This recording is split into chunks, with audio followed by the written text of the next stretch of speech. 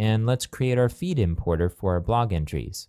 I'll go to Structure and Feeds Importers, and let's go ahead and clone one of our existing importers where we imported nodes because the settings are going to be nearly identical. Let's just copy this import products here. I'm going to hit clone, and we'll call this import blog entries. And for the description, I'll put import blog entries from CSV, and I'll click create. Let's go through the settings to make sure that we have everything set. So under basic settings, if we click settings, we have our name, description, attached to content type, periodic import, import on submission, and process and background. Everything here is in line with what we need for this. Let's check our file upload settings. I'll click settings here.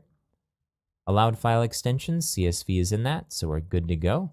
Okay, for our parser, under CSV parser, I'll click settings. We have our default delimiter, no headers is unchecked, so we're good to go there. So now let's check our node processor settings. Okay, so for update existing nodes, we can go ahead and leave this as is.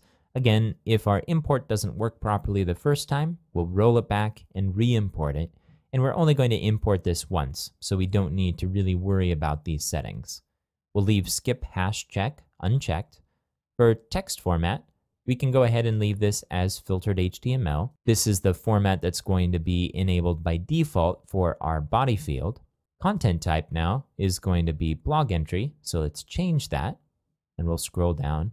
Now for author here, even though we're going to have authors for our blog entries, we're setting a default here just in case we don't have data to import for the author information. We will, so this won't really come into play at all, but I just wanted to mention it because we can have something in here and not have it affect our import as long as we're setting the usernames. We'll leave authorize checked, we'll leave expire nodes as never, and let's click save.